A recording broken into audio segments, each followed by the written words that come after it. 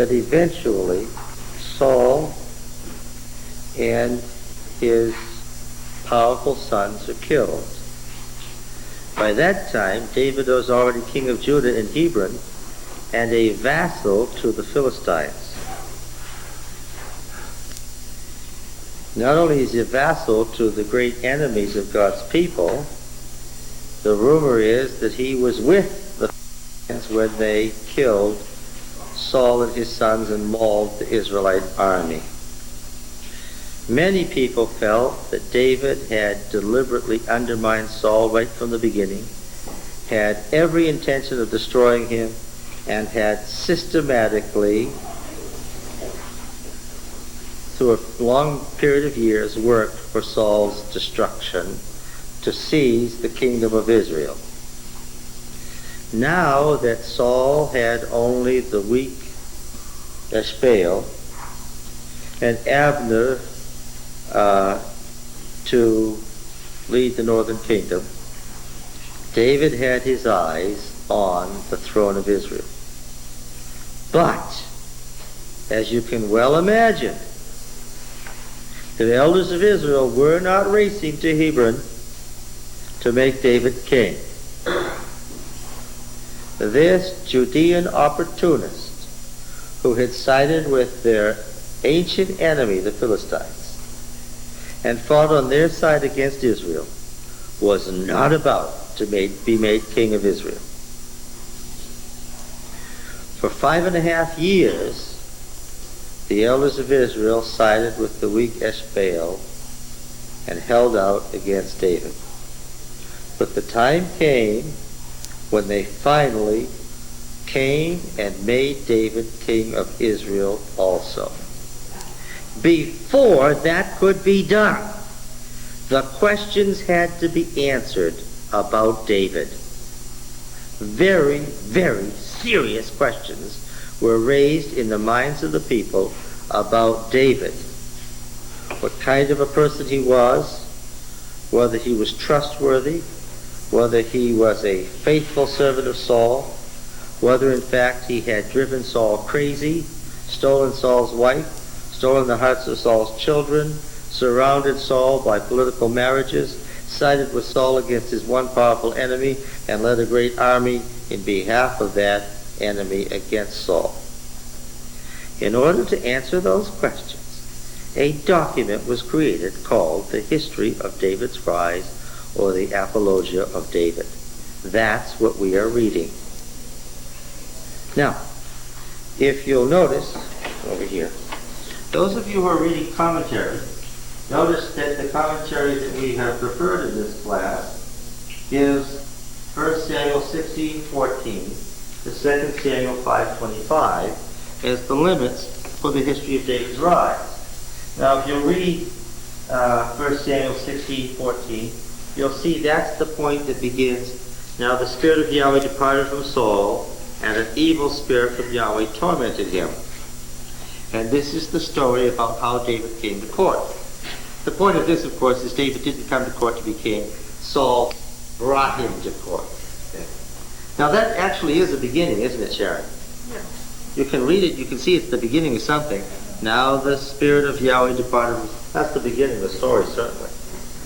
I do not think it's the first point at the beginning of the history of David's rise. I think he said that too late. 16:1. The Lord said to Samuel, "How long will you grieve over Saul?" I say it's the beginning of the history of David's rise. And I'll illustrate that in a moment. And I'm saying that it does not end in 2 Samuel 5. I'm saying that it includes all of 2 Samuel 6, which is the story of how David brought the ark to Jerusalem. Now, the reason that I'm saying that it's in 2 Samuel 6 is some of the chief characters, especially one very significant member of the house of Saul, is all through 2 Samuel 6. And if we don't know what happened to that person, we don't know how it all turned out between Saul and David. So, if you're reading commentary, these are the limits that have been set. I'm saying these are the limits. of the history of David's rise. Okay?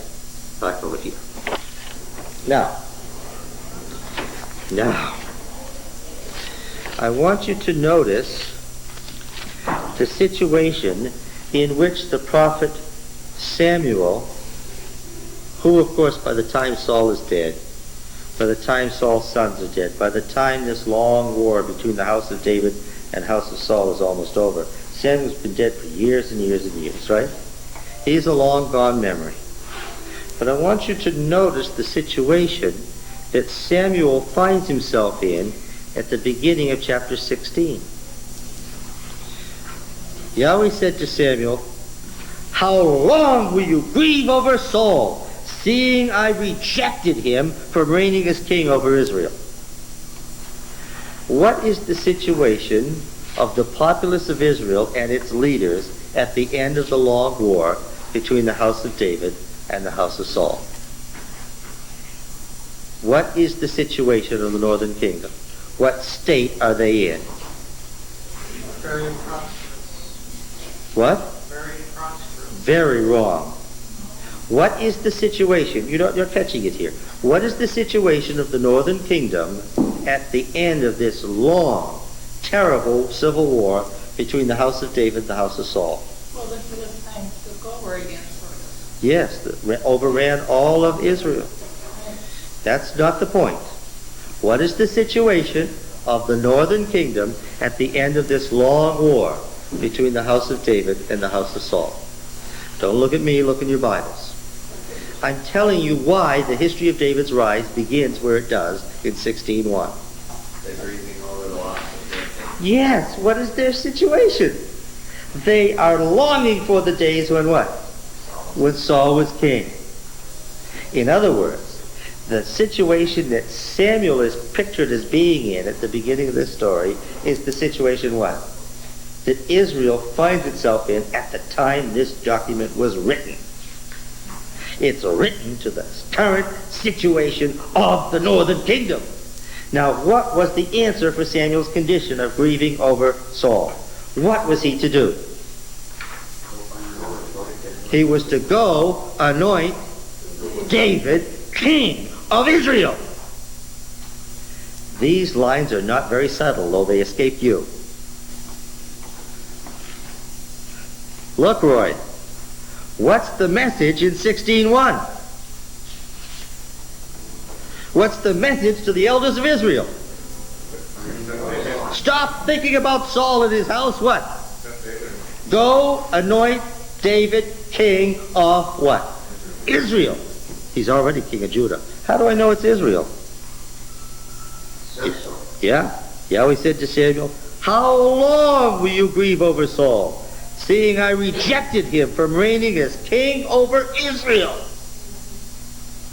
Fill your horn with oil and go. I will send you to Jesse the Bethlehemite, for I have provided for myself a king among his sons." King of what?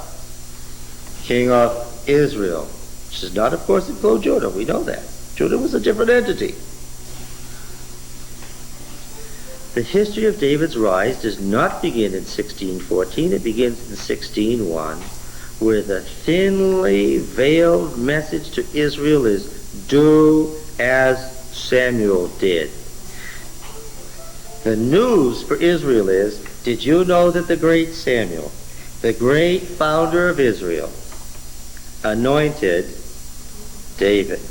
If you don't know that Samuel anointed David, then you don't have a justification for the message to the northern kingdom. Stop grieving over Saul. Anoint David as king of Israel. That's what this passage is about. Is everybody clear on this? You understand that when people write, they write to the situation of their times. Is everybody clear on that? Writing was expensive. It was laborious. It was hard work. It was expensive. It took a long time to prepare written materials. When somebody wrote and they included details, they didn't include details for the fun of it. If a detail is there, why is it there? The author thinks it's important. When? To sometime centuries ago? No. To sometime centuries in the future? No. To what? to right now. And I'm telling you when the time was that Israel was in a mess. And there's a wreckage in this long period of civil war when they could not accept David as king. Why? Because the popular belief was what? Yes, he was a traitor to Israel. How could you make a traitor to Israel the king of Israel? Now, every one of the stories that we're going to read is in some way directed to the question, what? Is David a traitor to Israel and Saul? Is that clear? No story is in here by accident. Why does it follow through that he's just an innocent little shepherd boy rather than a traitor? That's exactly That's the point. that he's not a traitor. Did David come to Saul thinking, I will destroy him? No. David came to Saul how? No, he wouldn't. Saul heard about him and what? Brought him to the court. And when he got there, Saul loved him, technical term, and sent a message to Jesse saying what? He's not coming home. I'm keeping him. Saul made him armor bearer. When it says that Saul loved him, we're going to find this is in the first of a series of people who love him. Saul, Jonathan, Michael, Merab, Ahinoam. In other words, every member of Saul's family loved and promoted David. What do you say? David still carried out actions that destroyed Saul. But he couldn't help that. Why? Saul forced him into it. Yes. And why did Saul force him into it? Because the Spirit of the Lord departed from Saul and was with David. Therefore, when David does things that lead to Saul's destruction, what? Yes. He's only doing what God wants. In fact, I was going to say, I mean, wasn't David supposed to kill Saul? If he would have done it right away, wouldn't he have saved a lot of trouble? Yeah, well, she asked this question. If David had just killed Saul at one of these times when only the two of them are together, wouldn't it have saved a lot of trouble? Of course, the prophetic norm later on is, if you anoint another king, what's the king supposed to do? Or kill the one who's the other one, the one that's been rejected. Go kill the one that's been rejected. When? 20 years from now? No, no. Would they have been disappointed if Jehu had said, oh, okay, I'm glad to know that I'm king of Israel. I'll get to it. Let me go back and serve my Lord the King for the next 20 years. I'll get around to it eventually. Was that what they wanted? Was that what Elisha wanted? No. Yeah. What did Jehu do? How? He drove like what? Like Jehu. Yes. Yeah. All right. God wanted Saul dead. Why did he kill himself? He did. He did. David was waiting. Then why are we saying that David wasted time? I can feel the treacherous to David was an end time Oh, in the interim. yeah. See, God did kill Saul. How? By doing what? Well, he was a suicide. Yes, I understand that. But how did that happen? He didn't kill himself just for the fun of it. How did that happen? Sent an evil spirit on him. So that he was no longer with him. So that he wasn't winning against the Philistines anymore. So he finally came to the place where on the final do-or-die battle, he knew what? He knew what? Yeah, they was going to lose. And David was not there to save him. Well, we don't know that. See, that's the big issue that this writer of History of David's Rise must tell us. Was David leading that army on the other side or not? See? The Bible said he wasn't. It said the king of the Philistines wanted David, and the elders said, no, I still don't trust him yet. That was it. Oh, we're coming to that. That's the issue that History of David's Rise was written to. The author understands, of course, that if David, did David have a little army or a big army? He had 600 picked troops. What's that? That's a big army. You understand that the lords of the Philistines came to Achish, the king of Gath, and Gath was then reigning over the rest of the Philistine cities, that the reason that they came to Achish, king of Gath, and said, don't let this fellow fight, was their grave concern that if in the midst of battle David turned his army on them, what would happen? They would be destroyed, and they knew it. You see, all David really had to do was to stay there and do what? And the army would have... If David had stayed and turned his army suddenly against the Philistines, what? Saul would have been what? Saved. David could do one of two things that would not save Saul.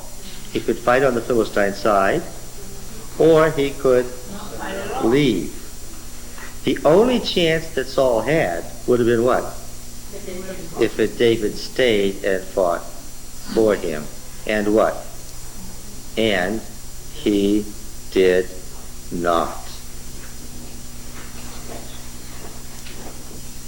And that was one of the bases for the charge of the traitorship. No, the great concern was that he had been there. Everybody knew that he was vassal to Achish, that he was Achish's chief vassal. Now, you will remember that in an earlier prophetic story, Saul had first lost hereditary monarchy, right? And then, subsequently, Samuel had removed the kingship from him. Samuel said, the Lord has rejected you from being king over Israel and chosen a neighbor of yours who is better than you. Now, do you think those are words that Saul would have forgot, or that he would have brooded on and that would have stung him severely? Do you think he ever forgot those words? The Lord has chosen a neighbor of yours who's better than you and rejected you from reigning as king? Saul doubtless was on the lookout at that point for what? He began to feel that somebody was after him.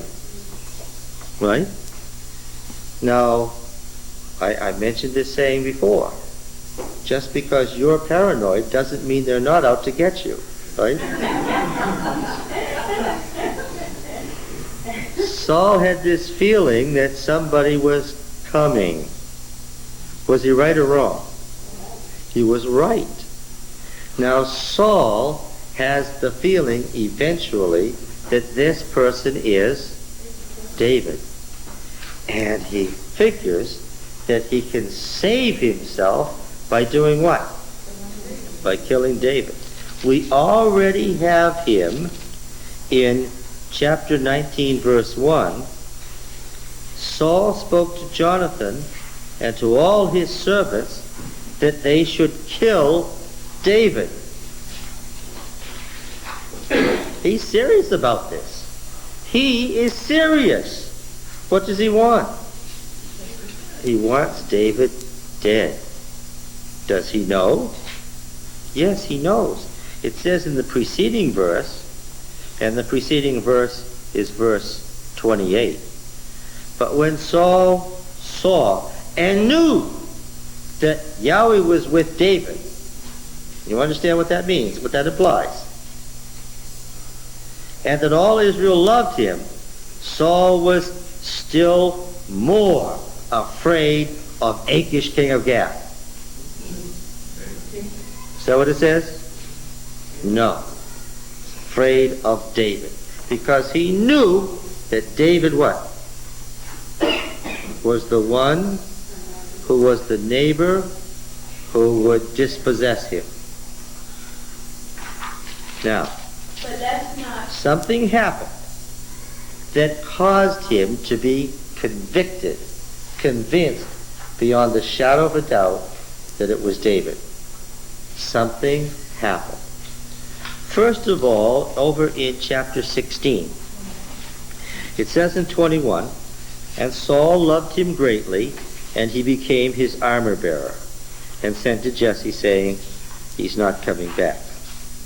Then we have the story of the war between the Philistines. Well, Saul, this here between Soko and Azekah.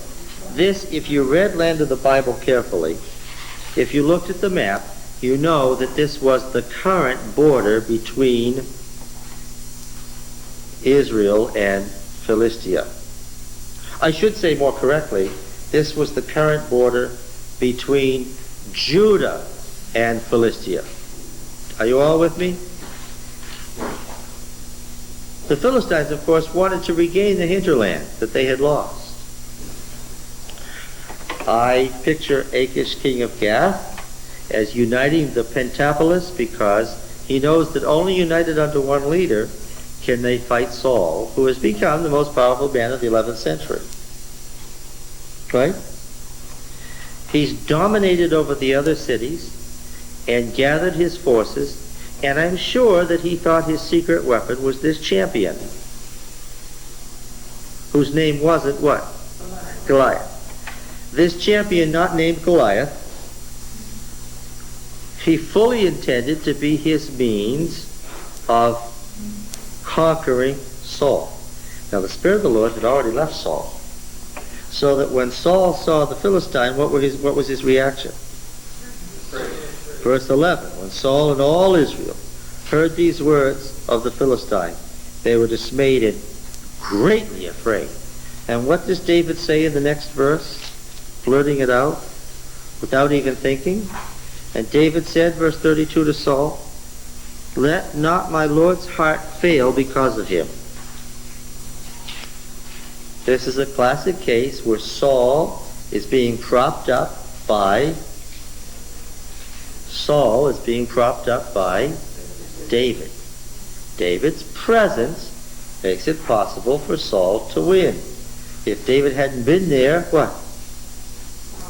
Saul wouldn't have won. He would have lost it right then.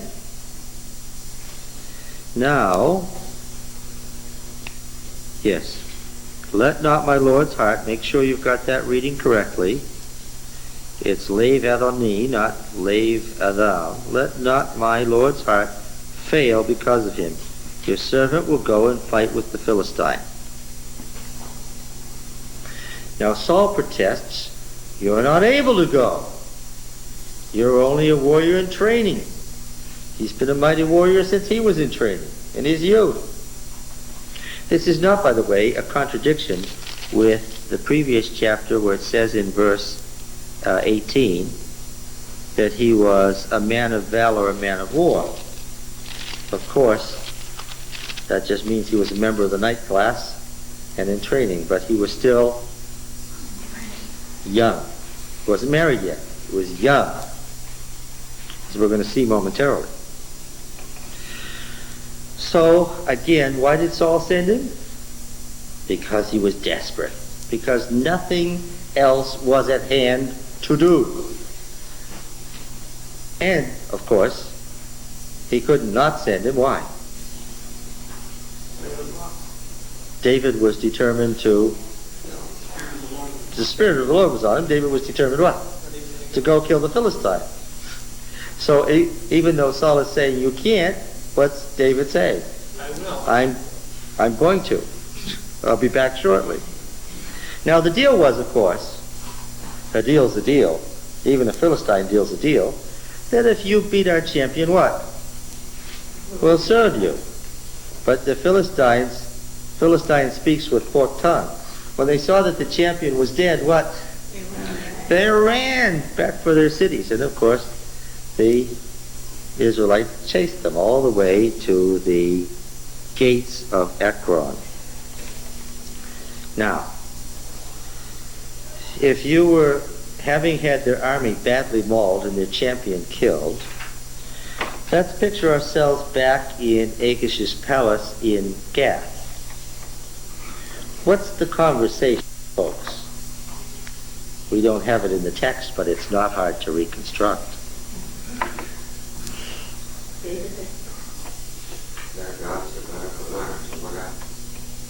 That's part of the concern. Part of the concern is Yahweh of the Hebrews seems to have special powers. That's of grave concern to them. What else? What else would you want to know? David. You would certainly want to know how Saul had tricked you so badly in having what appeared to be, yes, a shepherd boy who actually was a trained warrior kill your champion. And what would you want to know? Yes, I would certainly want to know who was that. I would want to find out as quickly as possible who it was, where he came from, and how Saul had managed this. Why would you need to know these things? Just because this battle is over, is this the last battle between Philistia and Israel? No. Yeah. Now, and again, you understand that sometime in the 4th or 3rd century BC, this late legend has been inserted. Every detail of the legend is drawn from the larger story. There's nothing original about it. 1712, all the way down to verse 31, verse 41, the second half of verse 48, verse 50, and verses 1755 all the way through 1805. In chapter 18, verses 10 and 11,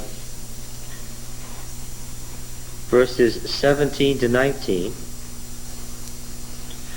the insertion of the word by two or in a second manner in verse 21, and the end of verse 29 and all of verse 30 are a late legendary insert that are not part of the text. They found themselves their way into the text and found themselves in the Masoretic text. All right, now we had at the end verse 52. The men of Israel and Judah rose with a shout and pursued the Philistines as far as Gath and the gates of Ekron, so that the wounded Philistines fell on the way from Sha'araim as far as Gath and Ekron. And the Israelites came back from chasing the Philistines, and they plundered their camp. See, that's equally disastrous. Not only has the army been mauled, but what? All that fine Mycenaean weaponry has what? Fallen into Israelite hands. And David took the head of the Philistine and brought it to Jerusalem. The author is running ahead of himself here. Jerusalem was still called Jebus and was still in the hands of the Jebusites, was still one of those Canaanite enclaves in the midst of Israel. It sat about halfway between Gibeah and Bethlehem. She went down the road from Gibeah, moving south toward Bethlehem, about halfway there. What do you mean? This great walled fortress of the Jebusites. Okay? And so the author's running way ahead of his story. But in any case, we find out that the head of the champion ends up where? Eventually in Jerusalem. He put the armor in his tent. Of course, he has a tent because he's Saul's armor bearer. He kept the head as a trophy forever. I'm sure that in later days, one could go what? Go look at the head of the Philistine whom David had killed. I'm sure that it was still there to be seen at the time the Deuteronomic historian put this all together. There was a... Is this on one? It is? There was a... at the Battle of the Boyne, where the British won over the Irish, there was an Irish Catholic leader who was put to death by the English and decapitated. Later on, he was beatified and made a saint. And you know how saints have pieces of their bodies as relics. In this case, they kept the head. And it's quite a thrill there when you go into the cathedral and if you haven't been warned, there, built right into the altar, is the head. Well, this happened in the 1750s. 200 years later, the head is still there to be seen. And it's a little case that can be brought out, and on feast days it's carried about from place to place in the city. So, yeah, so the head of Goliath was, I'm just going to hopelessly forget this. The head of the champion. Goliath was somebody else, as we know, who was killed by one of David's mighty men later on. The head of the Philistine champion was there to be seen. Now, the next verse after this statement that he put the armor in his tent is verse 6. And it has an editorial double beginning because these verses, when they were inserted, caused an editorial beginning. As they were coming home, which is a duplicate of when David returned. Okay? And the original, of course, is when David returned. He's the subject here. The subject has switched from Saul to David. When David returned from slaying the Philistine, still consistently the Philistine, the women came out of all the cities of Israel singing and dancing to meet King Saul with timbrels. Exodus 15, you remember this? Exodus 15, they crossed the Reed Sea in the night. And what happened the next morning? Yes. Verse 20, Exodus 15:20. Then Miriam the prophetess, the sister of Aaron, took a timbrel in her hand. Can you tell this is from a later time? I can. Why? No, that's not the key. What's in the text that tells you its age? The prophetess. Oh. It wasn't such a title. The sister of Aaron took a timbrel in her hand, and all the women went out after her with timbrels and dancing. And Miriam sang to them, "Sing to Yahweh, for he has triumphed gloriously. The horse and his rider is thrown in the sea," which I have pointed out times innumerable is the incipit or opening couplet of the Song of the Sea in chapter 15. She just didn't sing that couplet. She sang what? The whole song, obviously. You understand that. All right. Do you remember another occasion in Judges 11? I'm sure you do. Well, could none of you people remember who killed the 5 kings and put them in a cave this morning?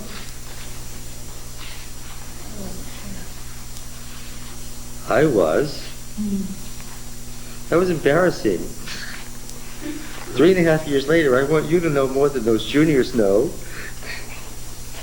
Nobody could remember it was Joshua who killed the 5 kings and put them in the cave?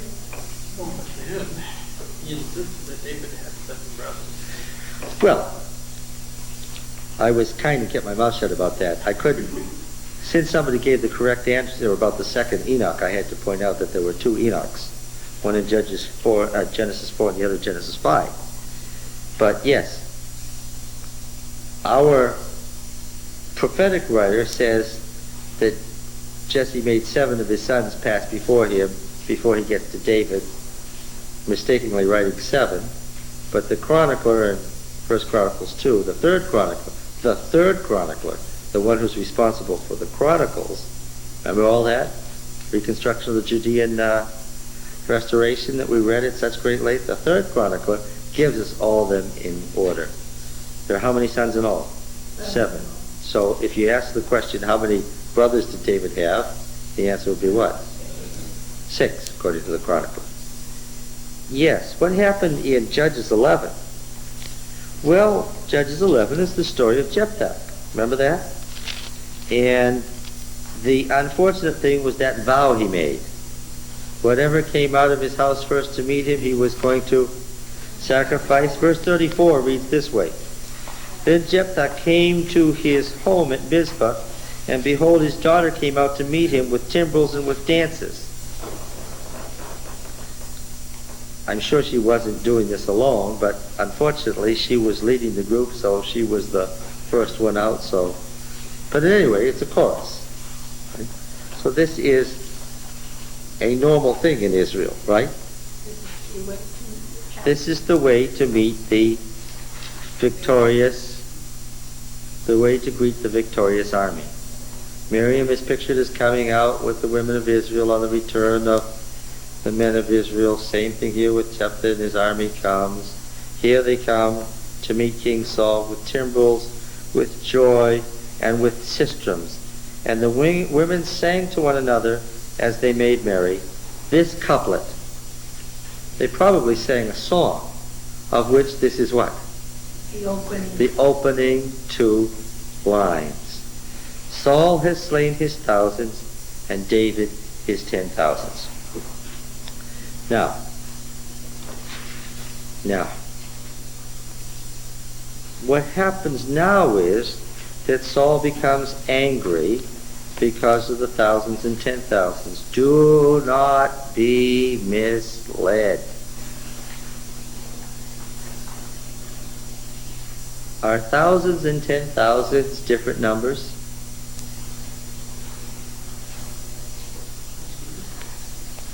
Are thousands and 10,000s different numbers?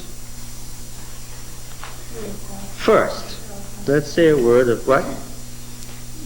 No, nothing. I'm thinking of that. The question, are thousands and 10,000s different numbers, would seem on the face of it, from the viewpoint of a modern reader, to be obvious. From the viewpoint of the modern reader, the answer would be what? Yes. But that ain't what we're doing. We're doing exegesis.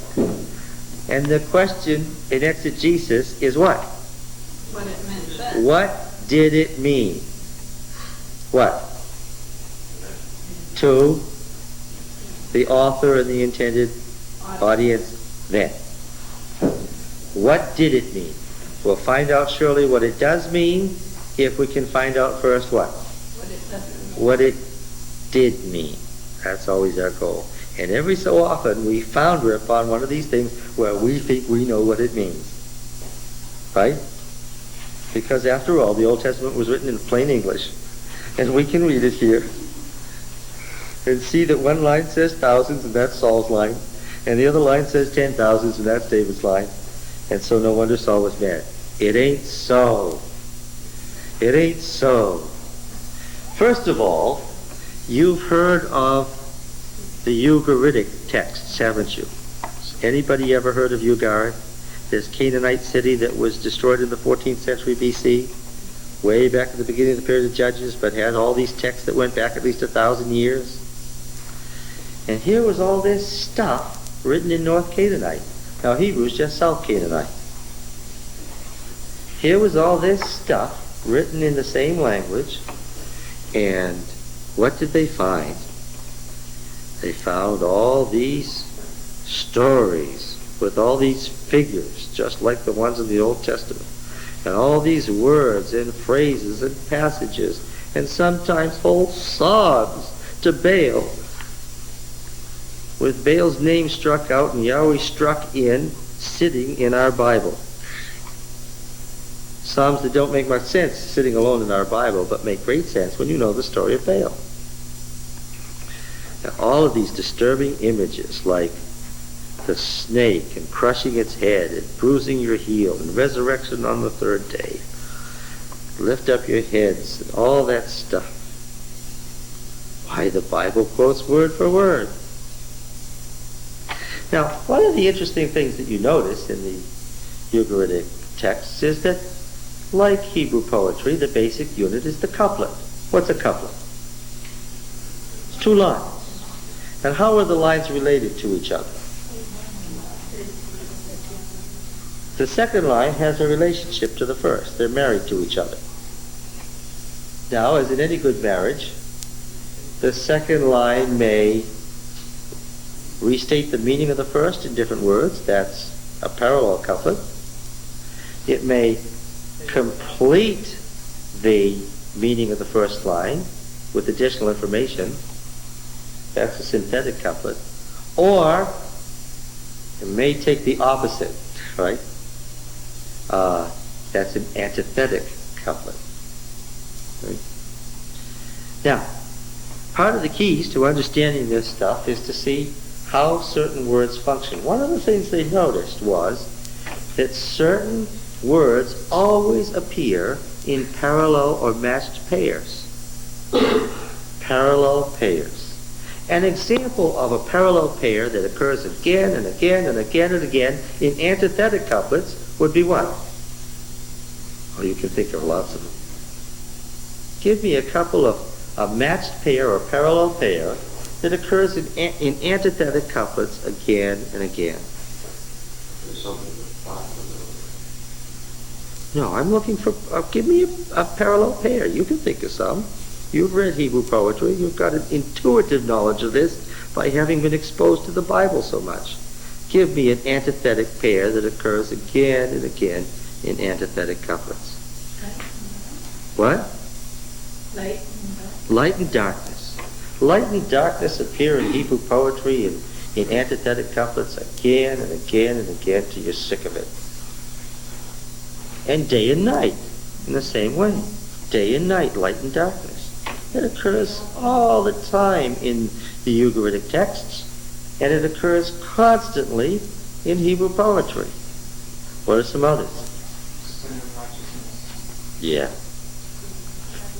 Now, there are several words for sin in Hebrew, and there are several words for righteousness. And it won't surprise you to know that a particular word for sin and a particular word for righteousness are always matched, right? They don't mix up just any word for sin and any word for righteousness. If you've got one word for sin, you know what the word for righteousness is going to be on the next line. It's not any of your choices, it's a particular one. And of course, they play around with these. If one line says sin and the next word says righteousness, then the next time it's mentioned, you're going to get righteousness first and then sin, so that they're in chiastic relationship. Okay? What are some others? Job chapter 5? Well, let's look there. Almost any poetry will do. Job 5 will work fine, I'm sure. Verses 18 and 19? Yes. For he wounds, but he binds up. He smites, but his hands heal. Do you see wound and smite as parallel? Do you see binding up and healing as parallel? These are parallel couplets. The next verse is a verse that we're going to read momentarily about numbers. He will deliver you from 6 troubles. In 7 there shall no evil touch you. We're going to find out that x and x plus 1 are always parallel or equal. Yes. X and x plus 1. Now to us, x and x plus 1 are not equal. Right?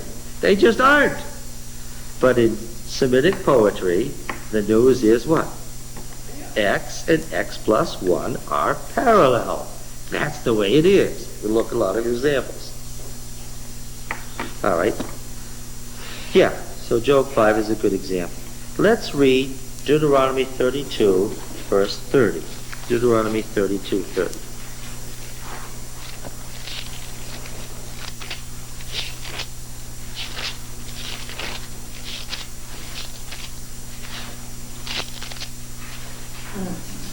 Well, we'll begin at verse 28. Does anybody remember what Deuteronomy 32 is? Song of Moses. For they, the enemy nation, probably Philistia by chance, for they are a nation void of counsel, and there's no understanding in them. See the parallel couplet? If they were wise, they would understand this. They would discern their latter end. Okay?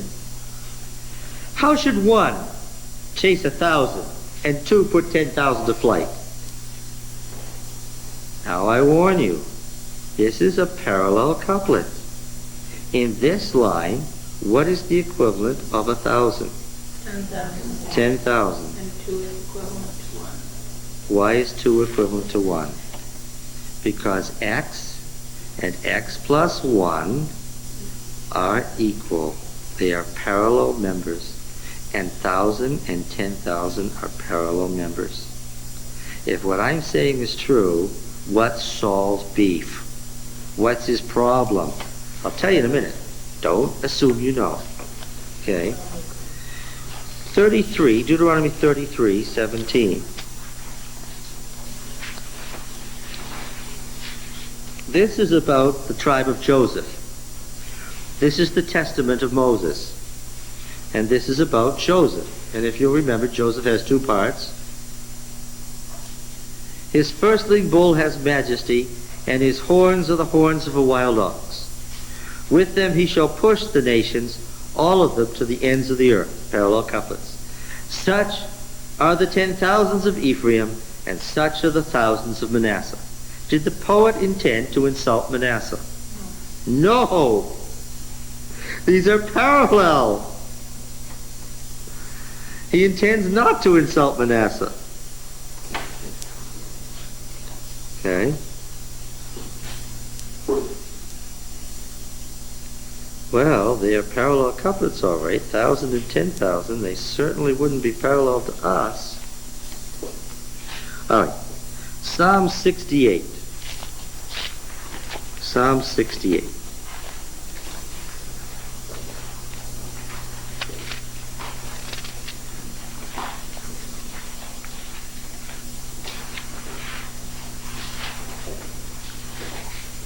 Let's read about some cosmic mountains in verse 15. O mighty mountain, mount of Bashan, O many-peaked mountain, mountain of Bashan, why look you with envy, O many-peaked mountain, at the mount which God desires for his abode, yea, where Yahweh will dwell forever. El desiring, Yahweh dwelling. See the parallel couplet? See the parallel members?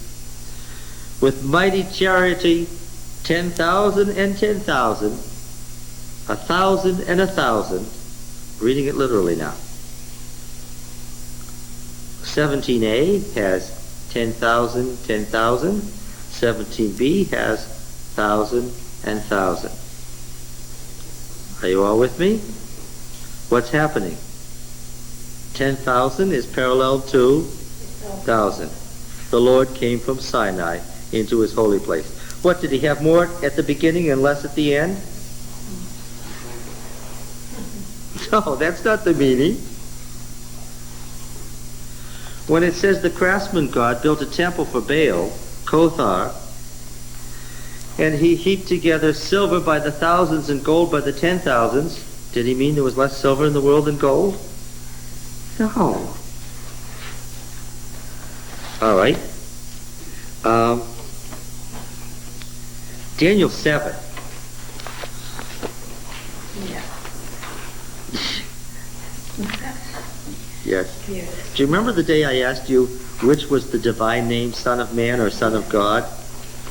And you all said the divine name was Son of God and the human name was Son of Man. And we came to Daniel 7 and found out what? The divine name is Son of Man.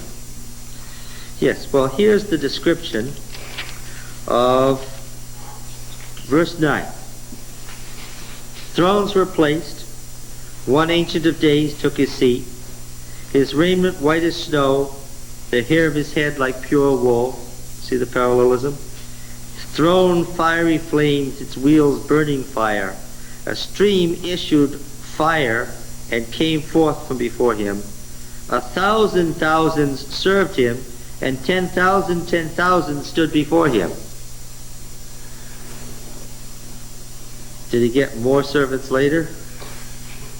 No. What? It's simple parallelism. What is parallel? What terms are parallel? 1,000 and 10,000. Micah 6. Micah 6. Micah 6 is that beautiful passage where he's denouncing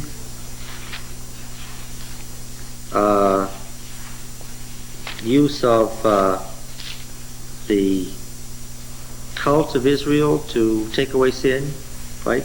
Sacrifice. We've read this passage in Micah several times. By now, I suppose you're familiar with it. Over 1, 3, and 1. Micah 6:6. Shout aloud when we get to it. With what shall I come before Yahweh and bow myself before El on high? Do you see the parallelism? Shall I come before him with burnt offerings, with calves a year old? Do you see the parallels? Will Yahweh be pleased with thousands of rams, with 10,000s of rivers of oil? Do you see it? What happens? 1,000 and 10,000 are used. Yes. Shall I give my firstborn for my transgression, the fruit of my body for the sin of my soul?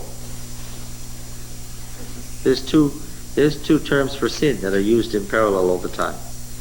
He has showed you, O man, what is good, and what does Yahweh require of you, but to do justice and love kindness and to walk humbly with your God. In any case, our point is not that beautiful passage right now. We're only interested in what? The 1,000 and the 10,000. Psalm 91:7. Psalm 91 is another passage we have visited again and again. Psalm 91 is the war hymn of Israel. It applied to warriors going into battle. That's why Mrs. White says that it applies with a special force during the time of trouble. It's the war hymn of Israel. It's God protecting his soldiers during the battle. Do you get it? Yep. It's not a promise for every day. What happens to Psalm 91 when the truck runs me over and kills me? No application. That's right. But of course, that's the question that happens all the time. Now then, he who dwells in the shelter of the Most High, who abides in the shadow of the Almighty. See those parallels?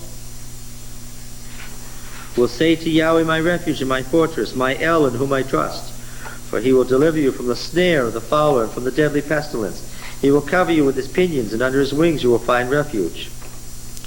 You will not fear the terror of the night, or the arrow that flies by day. While terror and arrow are parallel, night and day are an antithetic matched pair. Nor the pestilence that stalks it in darkness, or the destruction that wastes at noonday. See the darkness and the noon? 1,000 shall fall at your side and 10,000 at your right hand.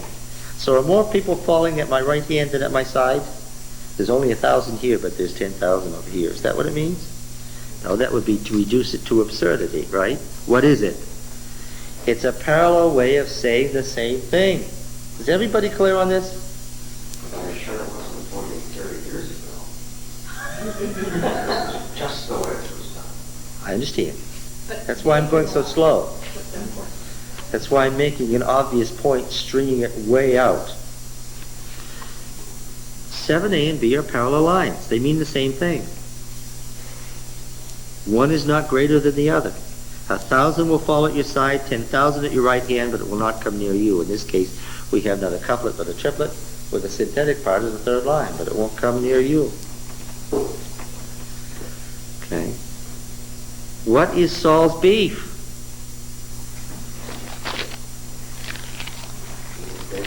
According to the traditions of, now listen, Ugara was destroyed in the 14th century BC. Saul's living in the 11th century BC. These methods of poetry have been around. Well, the oldest material is probably 1,000 years old that was found at Ugara.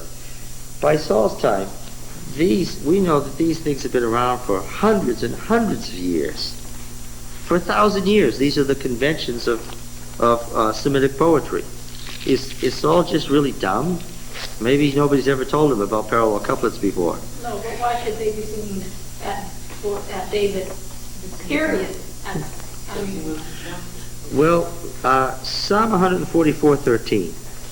Psalm 144:13.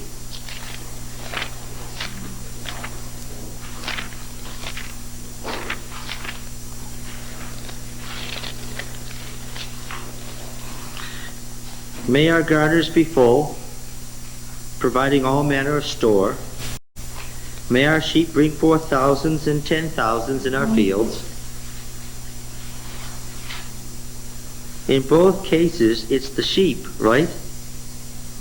The subject of the line in 13C and D, may our sheep bring forth thousands and 10,000s in our field. In both cases, the subject is what? The sheep. If you want to see it corrupted into prose, look at Genesis 24. Here's an example of an incomplete understanding. Whoever has recorded the story has not got the full story quite straight.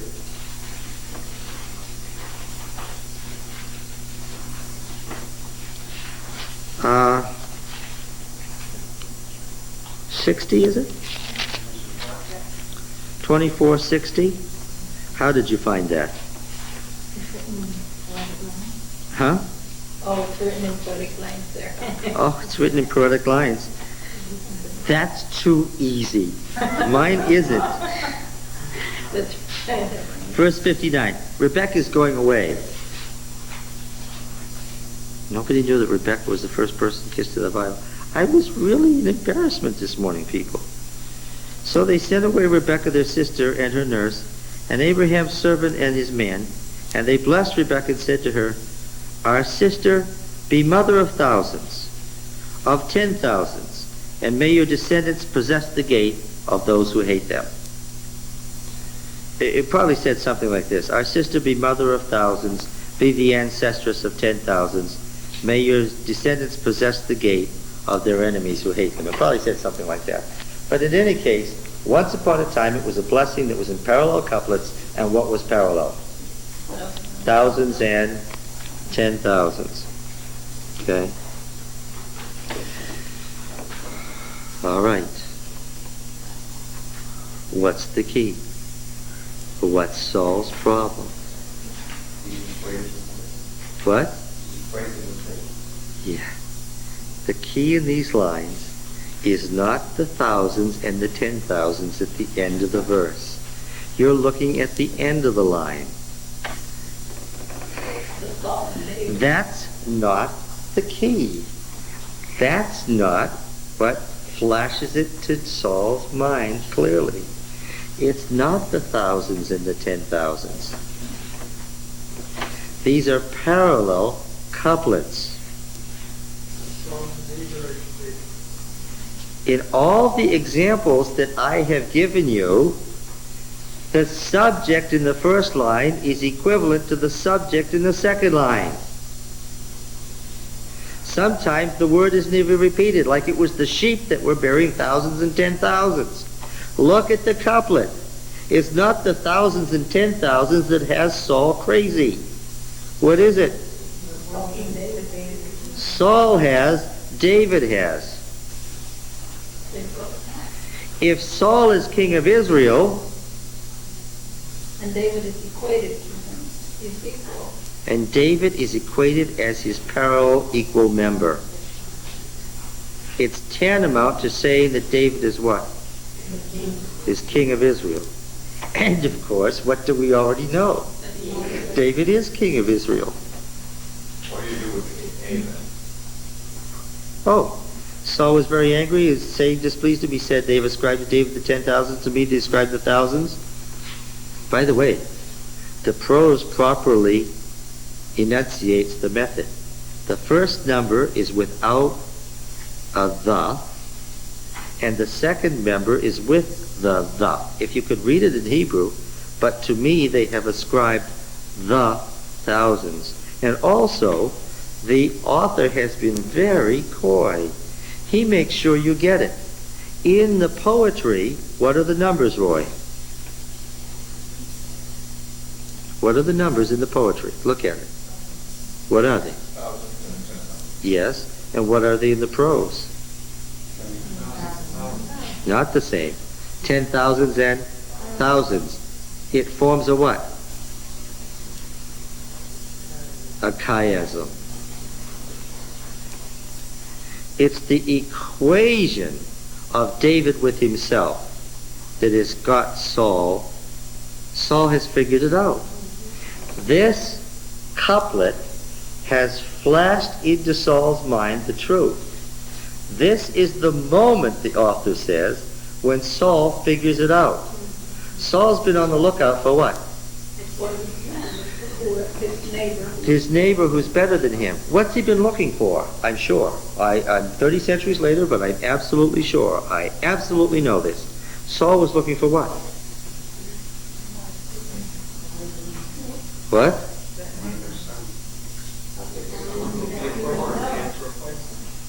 So what kind of a person was he looking for? Someone tall and big like himself. Someone tall and big, another king. He was looking for another great, powerful man. Perhaps one of the warlords of Israel or one of the warlords of Judah. What he hadn't noticed at first, it was right under his nose, but he hadn't noticed it, was what?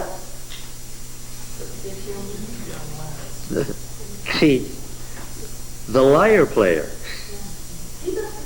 Then the armor bearer. Then the champion killer. You get it? He's just a lyre player. Then he's the armor bearer. Then he's the champion killer. And suddenly in this couplet, he's what? He's the king. When Saul hears the couplet, all of a sudden he figures it out. The person he's been looking for is where? He's been waiting for this person to kill him. Where is this person? In his house. At moments when he's been crazy, he's been alone with what?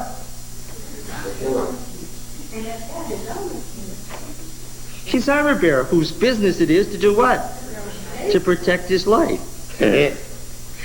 Was this good news? See, if at this moment David would have killed Saul, then Israel wouldn't have been upset. No, you don't understand. Saul gets it. The people intuit it, but it's not clear to them yet. What? Remember, the history of David's rise is written to convince Israel to do what? To make David king. They don't get it. But the author of History of David's Rise, being coy, says what? Saul got it right away. That was the problem. You people don't get it. Saul knew right away that David was going to be king of Israel. It's you people that aren't getting it. And so, what does it say? It says, what more can he have but the kingdom? Saul eyed David from that day on. Saul was afraid of David because Yahweh was with him, but had departed from Saul. Is Saul nuts? Now, that is usually how he's pictured, right? Is Saul nuts? No. What? See, look. It's clear to me now. Saul figured that when he found out who this person was, what? He'd kill him. By the time he figures out who this person is, Saul removed him from his presence and made him commander of a contingent. And he went out and came in before the people. See, this is a technical term, to go out and come in before. He made him captain of one little contingent. But that's not what the phrase, he went out and came in before the army means. The here means army. What does that phrase mean? He was the commander of what? The army.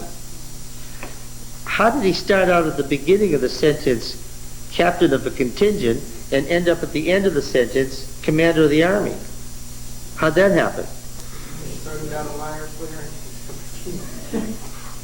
Saul's problem is what? He's on to David, but too late. What? The people love him. Now Saul would like to kill him, but what? Saul has always said, Saul insisted to Samuel that he listened to what his army told him.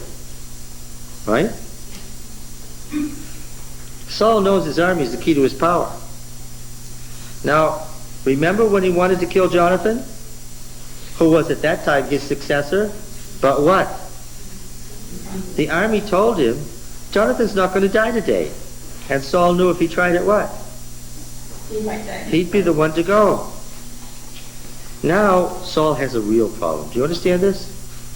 He figures it out, but he figures it out after the Philistine champion has been beheaded, right? When he was playing the lyre, if he only could have known then, it'd have been okay, but what? Now look. And David had success in all his undertakings, for Yahweh was with him. When Saul saw that he had great success, he stood in awe of him. Saul's a person in great trouble here. Right? Saul, of course, could just say, folks, I've been thinking, it's time for me to retire. I nominate David. That's one way he could have died of old age. Why didn't he just do that?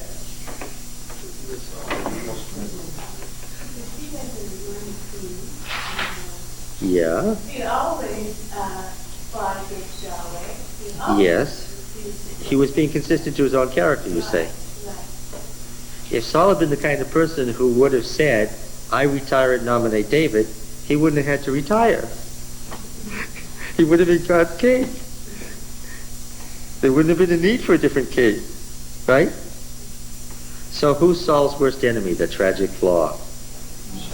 Yes. Yeah, so as usual, the biblical author is making his point between the lines.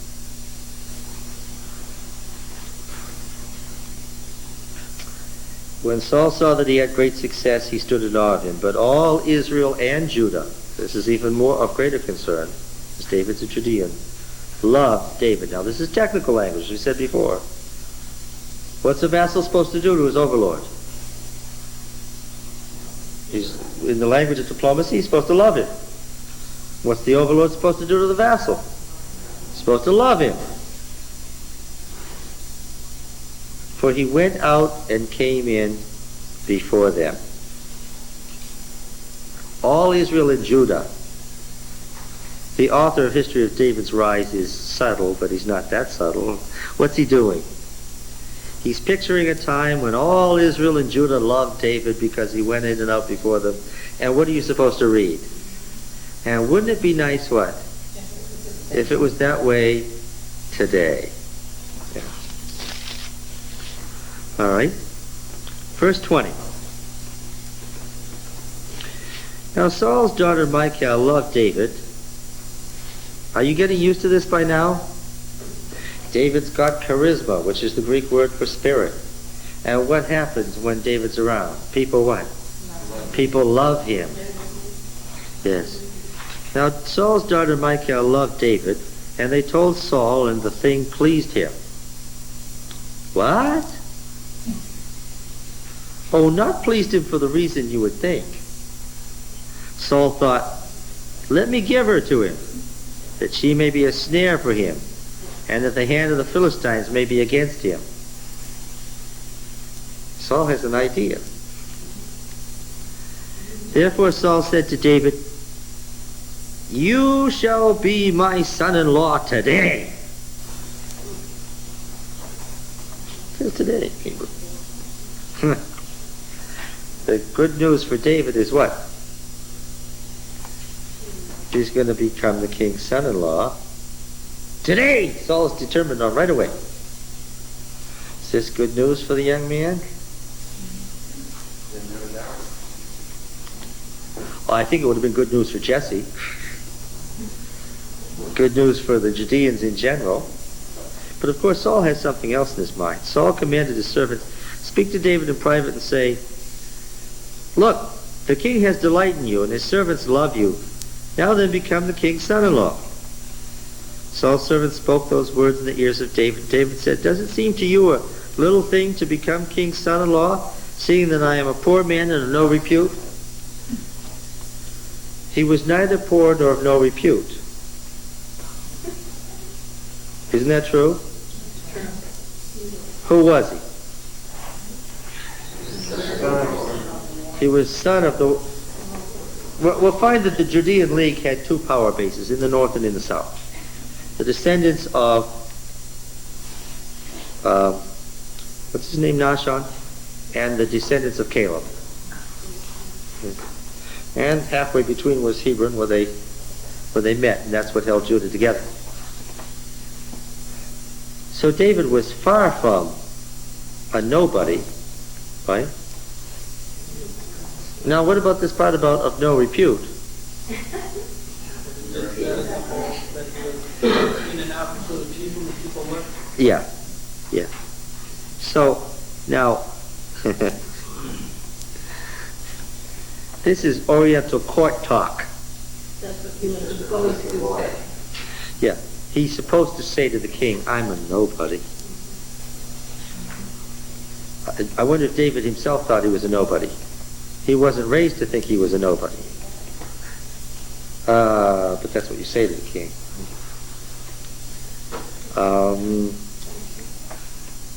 The last thing that Saul would want would be to let David into his family. This would give him a claim. If he became a member of Saul's family, this would give him a claim on the throne of Israel if the others died. That would be the worst thing Saul could do. But of course, Saul has no intention of having David a member of his family. You understand that, right? What's this all about? Yeah. Saul is resorting to a ruse that David himself would later use to get rid of somebody who's standing in the way. Saul said, thus shall you say to David, the king desires no marriage present, except 100 foreskins of the Philistines, that he may be avenged on his enemies. Remember how he commanded that nobody eat today, so I can be avenged on my enemies? We never hear from Saul vengeance on the Lord's enemies. We only hear from Saul vengeance on his own enemies.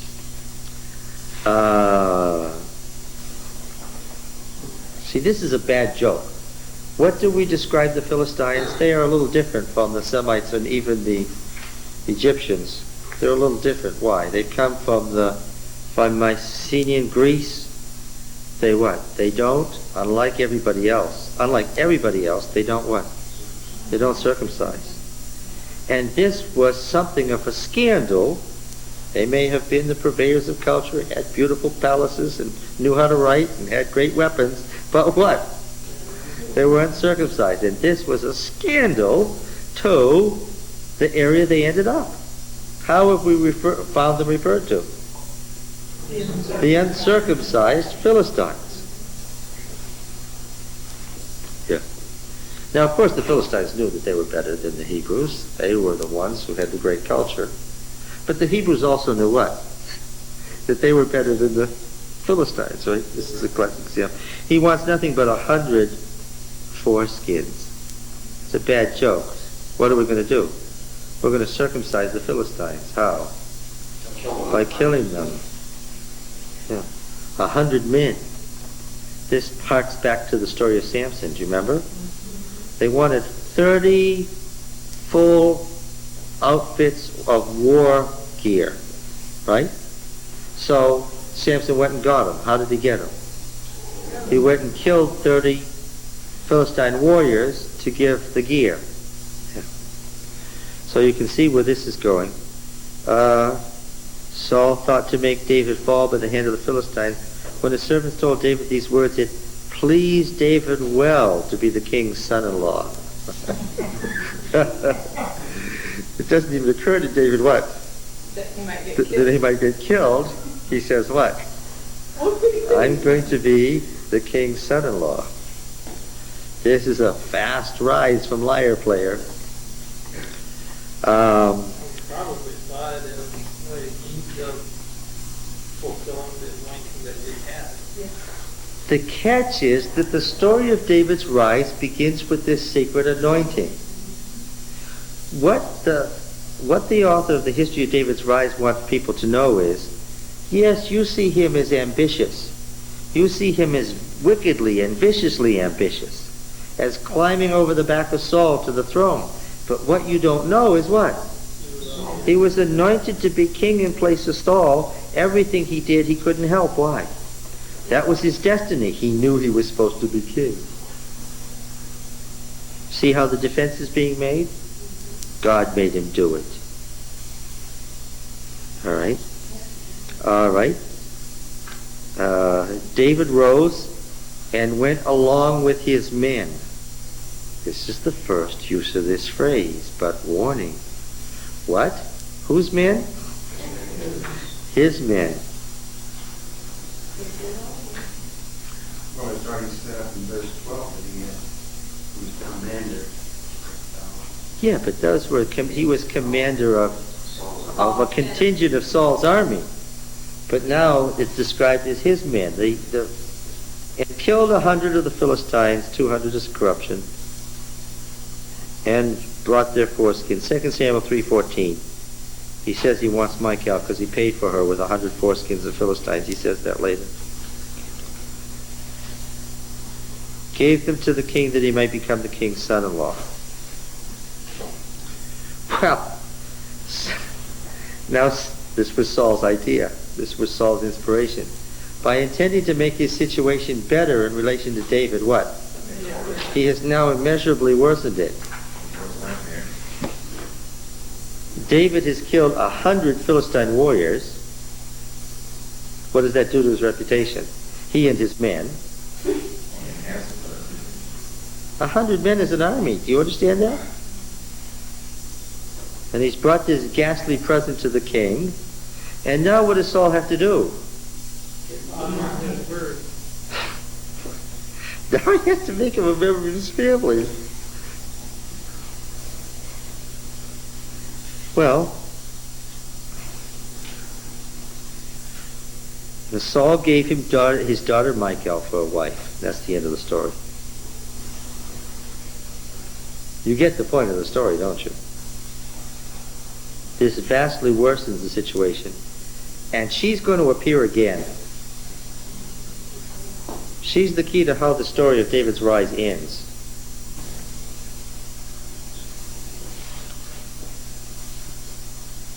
There's more to this story.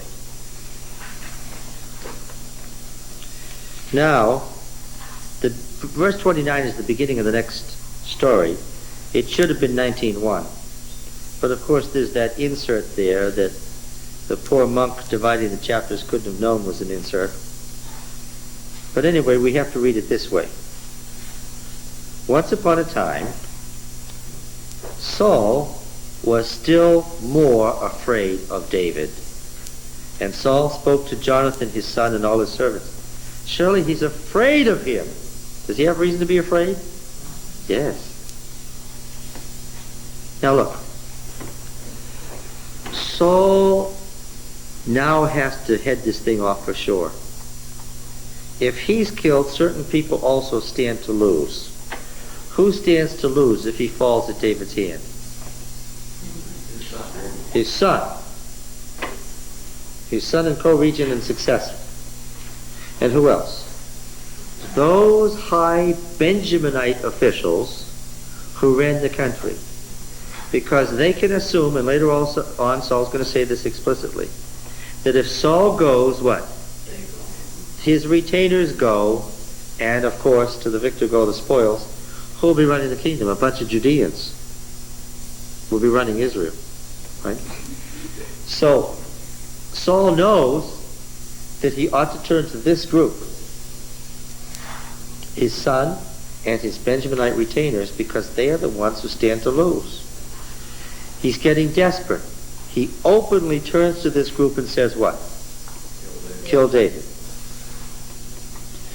Now, perhaps Saul didn't know this, and I gather that he didn't.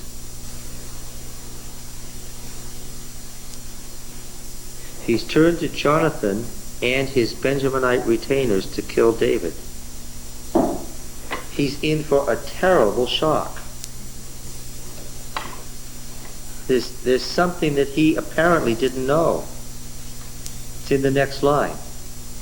But Jonathan, Saul's son, delighted much in David. Only when he reveals his plan to kill David and enlist Jonathan as his help and co-conspirator in the plan to murder David does he find out something that apparently he never dreamed of. What's that?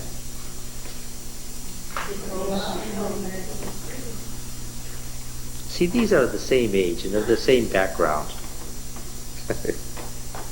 We find out a terrible thing further on about Jonathan. Are they the same age though? Approximately. Because if David came into Saul's court as a young man, and Jonathan was already commander of the army. He was commander of the army because he was his king's son. There's not much difference in their age. In chapter 20,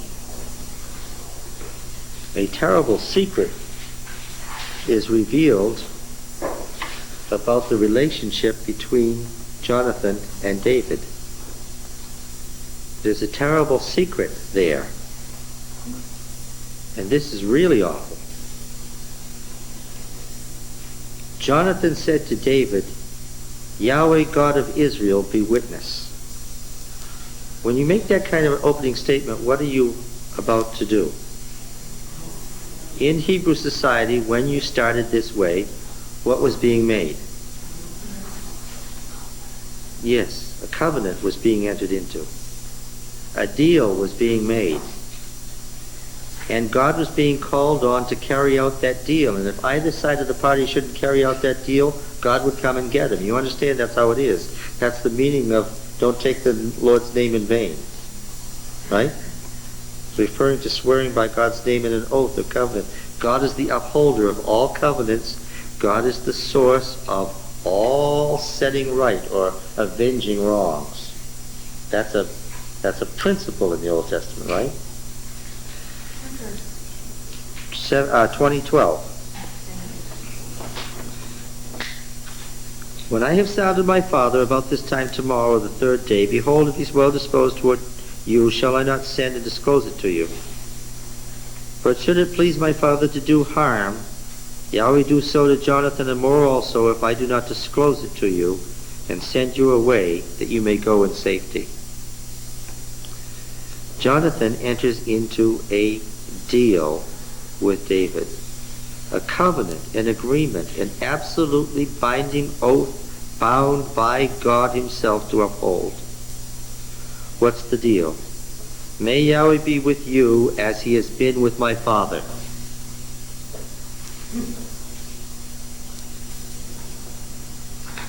What does Jonathan plan for the future? He plans for David to be king. Now, what usually happens when one royal house upsets another? What do? You kill all the heirs. Yes. If I am still alive, show me your loyal love, your chesed of Yahweh, that unremitting love, that I may not die. Jonathan is saying to David, you can kill my father and my brothers and the other members of my house. But if I protect you and keep you alive, then what? When you become king, your part of the deal is the same thing. What? You're going to protect and save me. Jonathan has entered into a secret covenant whereby he will keep David alive so that when David becomes king, he and his house will stay alive, even at the cost of his own family.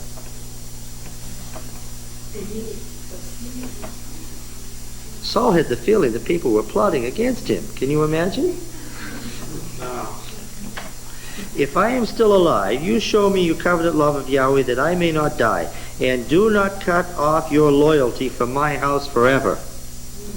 When Yahweh cuts off every one of the enemies of David from the face of the earth, and you can't help reading that as what? As Saul and the rest of my family. Let not the name of Jonathan be cut off from the house of David. And may Yahweh take vengeance on David's enemies. Who is that? Besides the Philistines. Saul's house. But he's not being unfaithful here. If he decided himself to God's duty excellent. Oh, absolutely. But Would you say that this was a little unfaithful to his father? But in doing that, Jonathan is still inheriting because he's going to be in the line with David. All right. In another place, he says, I'll stand next to you. He claims for himself the prime minister's role. But nevertheless, the deal is, I am taking this by sacrificing what? The kingship. And Jonathan made David swear, again, by his love for him, for he loved him as he loved his own soul. It's technical language. Look, a deal was struck between David and Jonathan that's absolute. And who's in trouble here? In 19:1, Saul spoke to Jonathan, his son, and all his servants that they should kill David. Saul doesn't know yet what? He doesn't begin to guess how far things are going against him, does he? No, of course not. Would if he have enlisted Jonathan's aid in killing David if he had begun to suspect what was really going on? And Jonathan told David, next verse, what's the one thing Saul wouldn't want this group to do? He's gone to Jonathan and his retainers and gathered them around to hatch a plot to kill David. And what happens? What's the next verse? Jonathan told David, Saul, my father, seeks to kill you. There was a spy in this. Therefore, take heed to yourself. In the morning, stay in a secret place, stay and hide. I will go out and stand beside my father in the field. I will speak to my father about you. If I learn anything, I will tell you. And Jonathan spoke well of David. To speak well of is another technical term, is to promote somebody.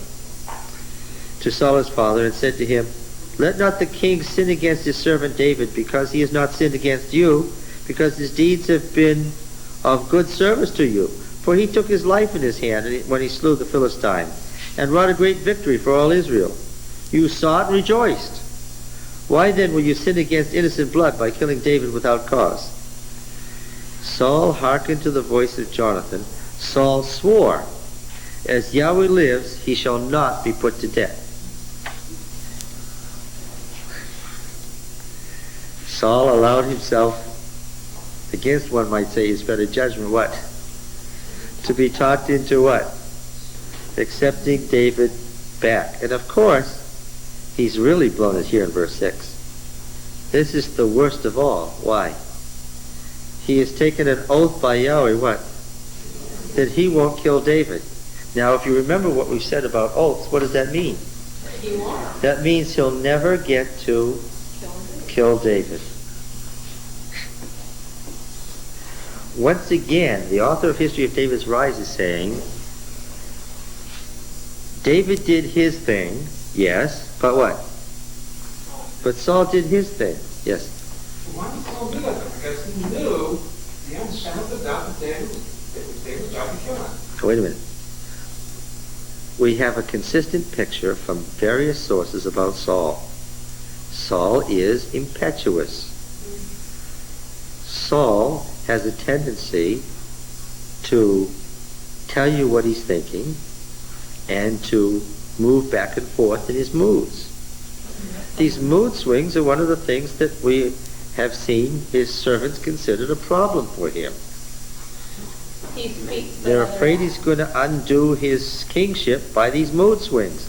That's how David got there in the first place. He's all agog to kill David. Jonathan calms him down and repeats all the things, and he goes through one of his famous mood swings. Can you explain emotions by logic? I mean, really, Ed, do you believe that you can explain emotions by logic? No, certainly not. But this is a little bit more than, this is not a minor thing. He's going to kill him. David's going to kill him. To me, If somebody was going to eventually be your ruin, you wouldn't take an oath by Yahweh not to kill him?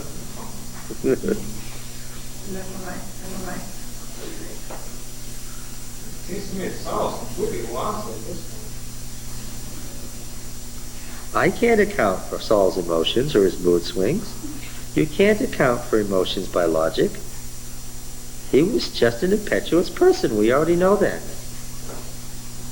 He was impetuous, but he also didn't want to accept the fact that he had been rejected either. No, this is probably... That's probably caused him a lot. Yeah, he could, maybe at this moment he's lying to himself that he's not in any danger from David. Even though a moment before he'd been afraid of him. And there was war again, and David went out and fought with the Philistines. Who's not fighting with the Philistines? And made a great slaughter among them, so that they fled before him. So was Saul happy? No, this sets off another one of his moods. Doesn't happen the next minute.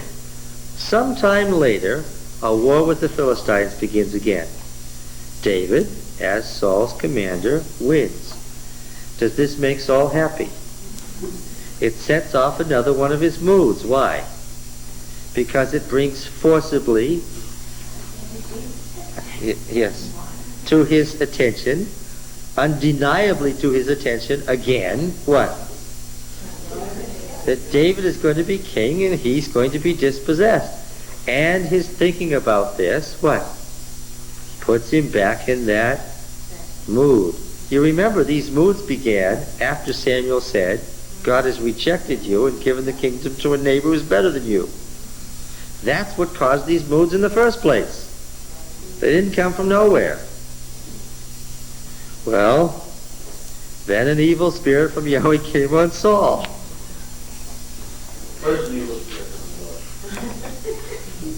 Exactly that. Just that. Saul loved being the most powerful man in the world. He loved it. He only got into bad moods when Samuel hollered at it. But one day Samuel said, the Lord has rejected you from being king and given the kingdom to a neighbor of yours. That was the word of the Lord through Samuel to Saul. That put him in an evil spirit.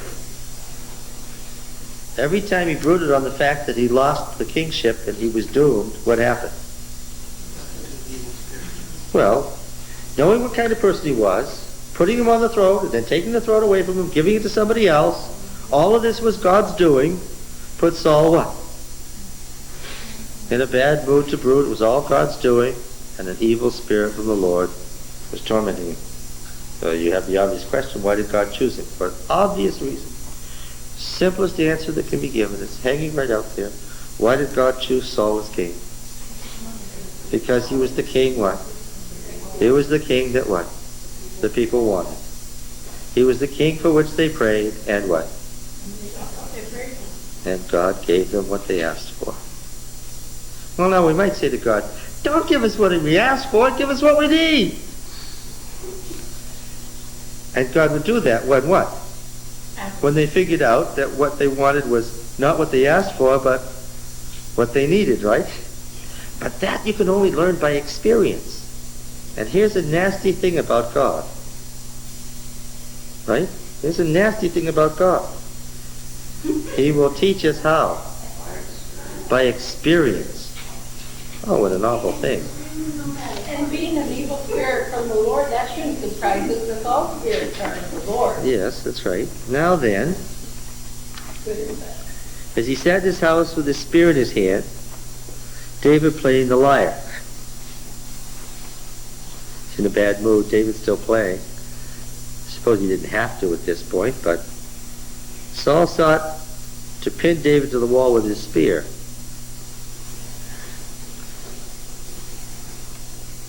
But he eluded Saul so that he struck the spear into the wall, and David broke away and escaped. Well, we already know from what's said above that even if he was the best spearman in the world, what? Somehow his spear wasn't going to make contact with David in the right way. That night Saul sent messengers to David's house to watch him. What's he determined to do now? This has driven him into a real disastrous situation. He's going to kill David when? He's figured out what? If he's going to kill David, what? No.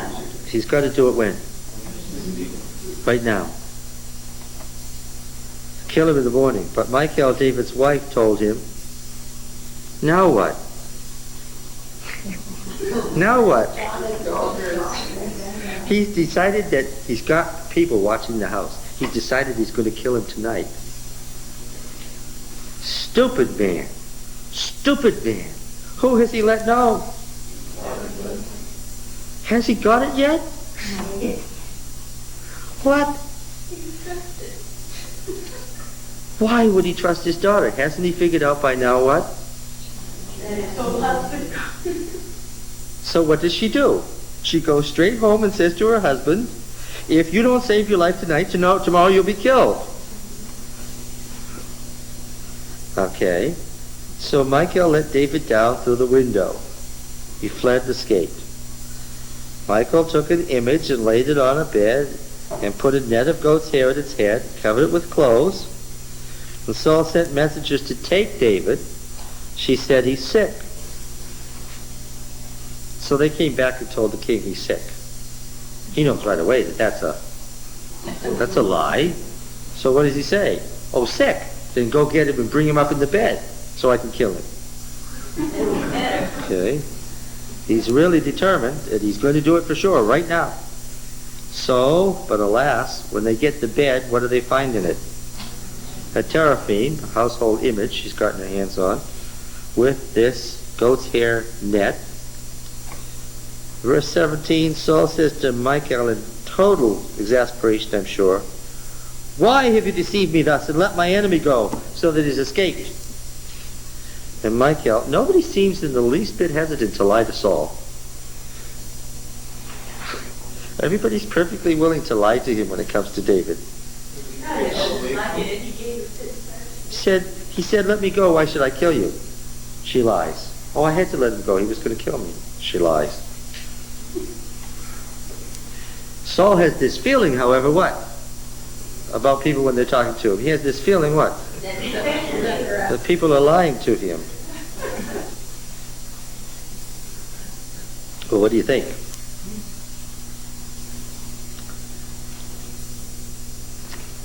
The author also saying, it wasn't only David that was forced to do these things, but everybody else got used to bring David to the throne.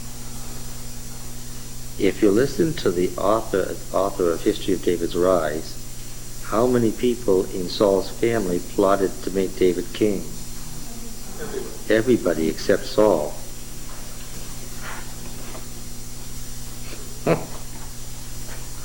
David didn't have a chance. Yeah. Of course, the whole thing is, God planned it. Everybody, no matter what happened, was going to cooperate to make it happen one way or another.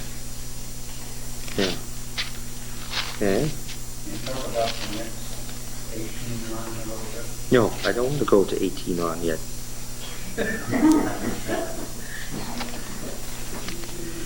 I want you to go back to, this came up this morning.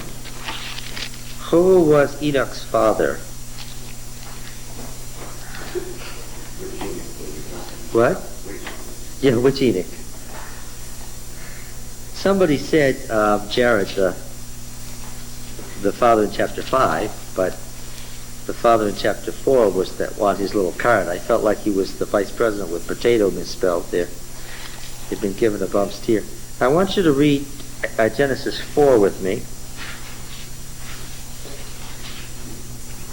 4:17. Cain knew his wife. Now this is Cain and Abel, Cain.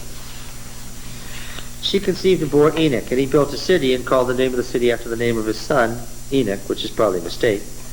To Enoch was born Irad, and Eridu is the original city of Mesopotamia according to the Mesopotamian myths. In Genesis, we have the patriarchal religion, the religion of Mesopotamia. So the story is so old that somebody's misunderstood it. To Enoch was born Irad, Irad was the father of Mehujael, Mehujael was the father of Mahushiel, Mahushiel the father of Lamech. Now, you'll notice in the other story that it's Methuselah, and Methuselah is the father of Lamech and father of Noah, These genealogies are made up from the same genealogy, just corrupted. Lamech took 2 wives. The name of one was Ada and the other was Zillah. Ada bore Jabal. He was the father of those who dwell on tents and have cattle. His brother's name was Jubal. Jabal and Jubal, the father of those who play the lyre and pipe, and Jubilee, of course, you immediately see. Zillah bore Tubal Cain, the father of all those who make bronze and iron, Cain being smith, Kenites. And then there is this little ditty. Lamech said to his wives, Ada and Zillah, hear my voice. Wives of Lamech, give ear to my saying. What kind of a couplet? Huh? Parallel. Ada and Zillah is paralleled by wives of Lamech. Hear my voice is paralleled by give ear to my saying. Okay? Now all of this is in the context of the story of Cain. Remember, Cain was sent off to the land of Nod where he wandered forever, and then the mark was put on Cain, and he said, I'm going to be killed, I'm going to be killed. And the Lord said, verse 15, Yahweh said to Cain, not so. If anyone slays Cain, vengeance shall be taken on him 7-fold. Okay? Remember that? All right. Now, Ada and Zillah, hear my voice. Wives of Lamech, give ear to my saying. For I have slain a man, Ish, for my wound. Even a male child for my cut. Roy, come over here.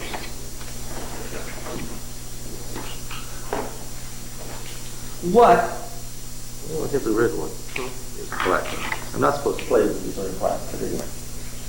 What should stand parallel to man in a normal matched pair? This word is Ish. Let's see, that would be Ish, like that in English. This word would be Ish, man. And here we have parallel to it, Yeled, male child. Boy, little boy, male child. Yeled, the verb means to bear, so Yeled.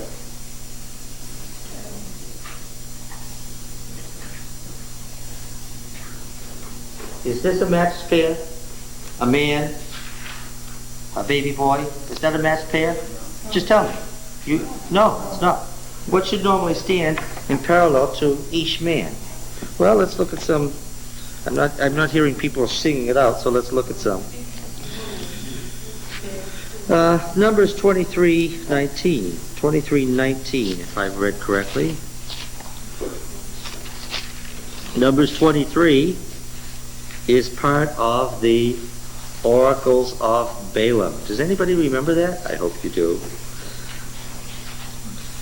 I'll read in verse 18, 23:18. Rise, Balak, and hear. Hearken to me, O son of Zippor. Balak, son of Zippor, you see? God is not man, Ish, that he should lie, or a son of man that he should repent. Ben Adam. Ben Adam.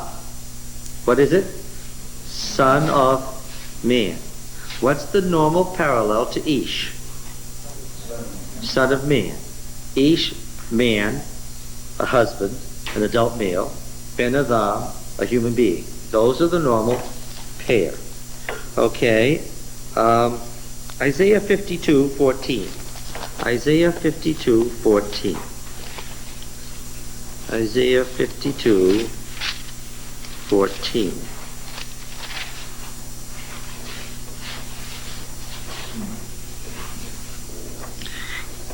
As many as were astonished at him, we read this in church this morning. His appearance was so marred from a man's appearance, his form so beyond the sons of men. What's parallel? Ish and B'nai Adam. Okay. Yeah, Jeremiah 49:18. Jeremiah 49:18. Next one over. Jeremiah 49:18.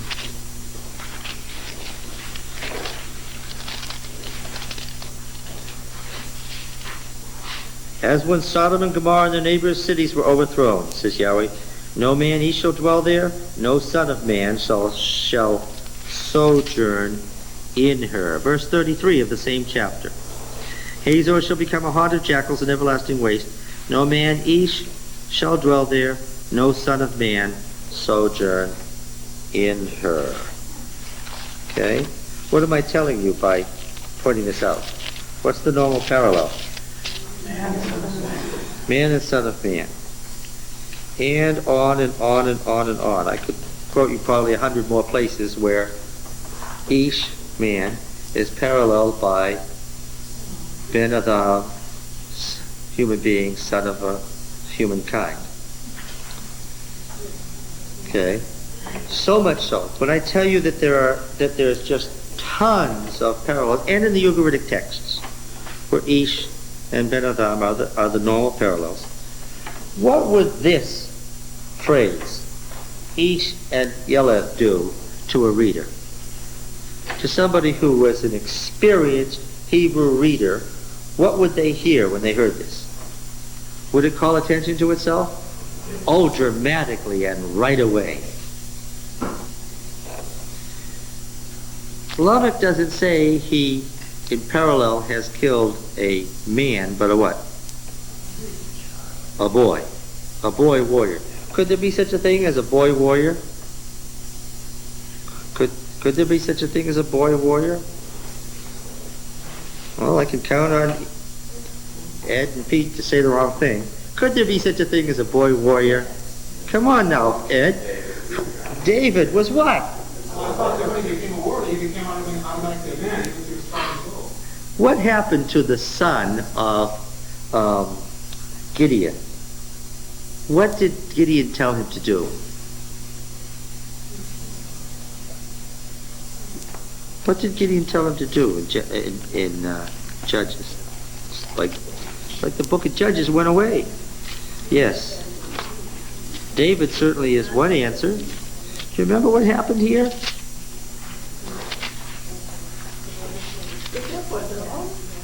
Where is that about Gideon? Jerubbaal. Where is that all told? Oh, you mean up in... Oh, you mean up in Moab? Judges 8, verse 18. Then he said to Zebah and Zalmunna, the two kings, remember, of the Midianites, "Where are the men whom you slew at Tabor?" They answered, "As you are, so were they, every one of them, the resemblance of the sons of a king." And he said, "They were my brothers, the sons of my mother. As Yahweh lives, if you had saved them alive, I would not slay you." And he said to Jether, his firstborn, "Rise and slay them." But the boy did not draw his sword, for he was afraid, because he was still a child. Yes, but a child who has been trained by his father for what? For war. For war. But he's still so young that what? He's afraid to do it. Yeah. When did people normally enter their warriorship? What did we notice that David didn't have yet? A wife. And what are you supposed to do when you get to maturity? Yeah. Yeah. There's an uneven war going on here between Lamech, who is a mighty warrior, and what? And this boy who tries to make war and succeeds in cutting him. And so what does he do? He kills him. And he kills him and he what? He kills this boy, and then what? And then what? He brags about it. And then he says in the next line, "I have slain a man for my wound, even a male child for my cut." If Cain is avenged sevenfold, truly Lamech 77-fold. Now once again, if you know anything about matched pairs, lights should go, bongs, clangs, bells, flashes on and off. Pete, what's the problem? What is the problem? State it explicitly. What should we see? What? Well, what should we see?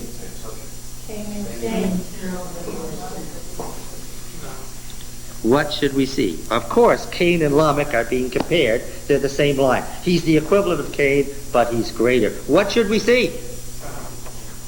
70-fold. What did I say several times in this class was parallel to X? X? No, I didn't. X what? Plus 1. Amos chapter 1. Amos chapter 1.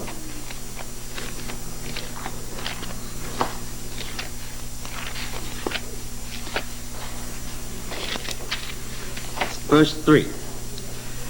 Thus says Yahweh, for 3 transgressions of Damascus and for 4, I will not revoke the punishment. Verse 6.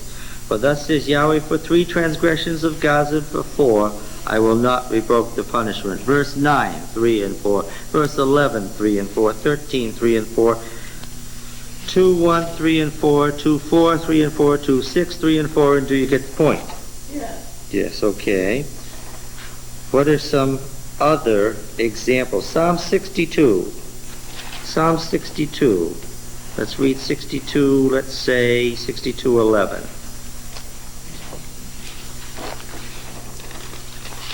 What do we have here? Once God has spoken. What's next? Twice I have heard. Job 33:14. Job 33:14. Job is right in front of Psalms. Job 33 and verse 14. For God speaks in one way and in two, though man does not perceive it. At the end, what does Job say about himself? Job 40, verse 5. I have spoken once, and I will not answer. Twice, but I will proceed no further. Okay, and a host of other examples. How about Proverbs 30? I like these in Proverbs 30. Just on the other side of Psalms is Proverbs.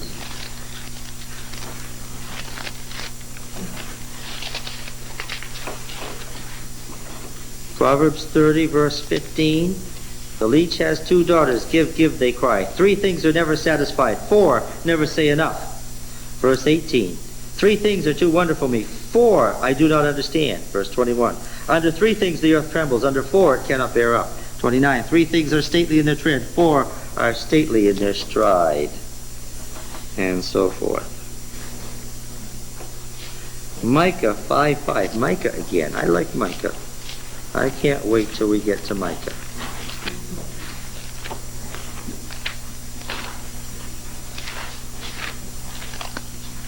Micah, Joel, Amos, Obadiah, Jonah, Micah. 5:5. What does it say there?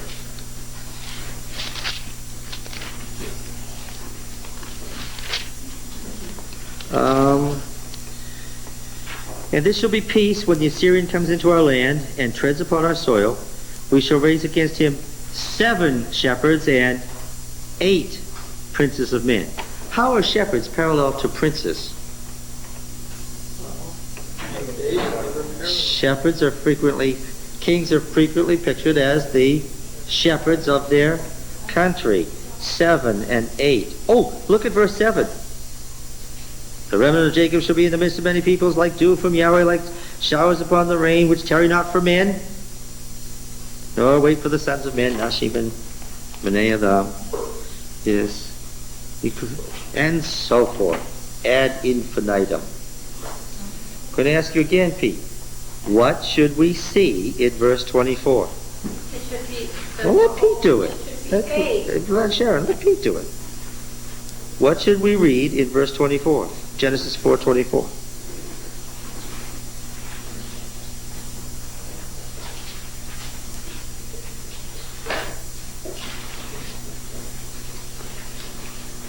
Ed, you want to try?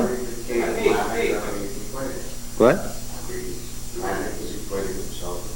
Yes, but I'm not... The whole point of this last 20 minutes has been numbers, not names. What should we read?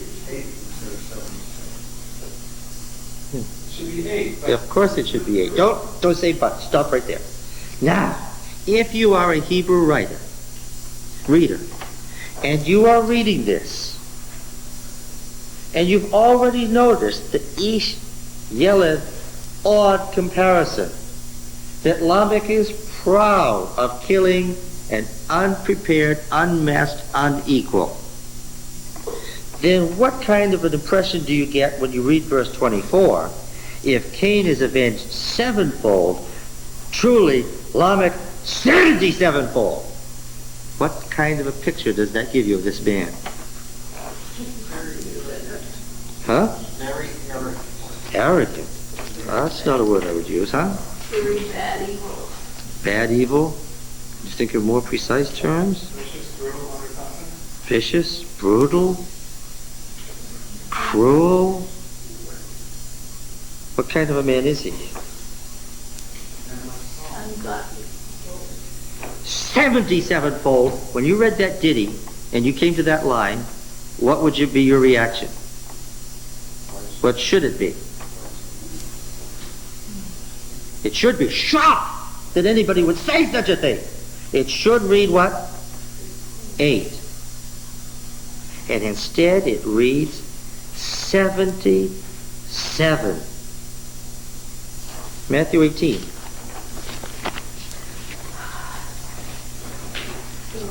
How many were in church this morning?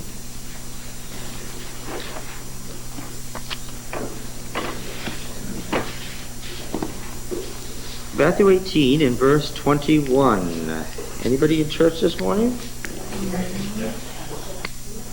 Then Peter came up to him and said to him, Lord, how often shall my brother sin against me and I forgive him? This passage we've just been reading was a famous passage. It may not have been famous to you, but it was famous in the Old Testament. It was much discussed because it was so unusual, and they understood it, and they wouldn't have said Cain and Lamech. They would have said 77? This was much discussed by the rabbis, Pete. Now, as many as 7 times? Jesus said to him, I do not say to you 7 times, but 77 times.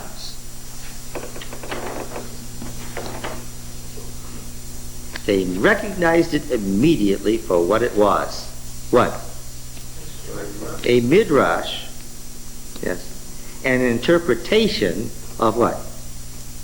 Genesis 4:24, Lamech's song of vengeance.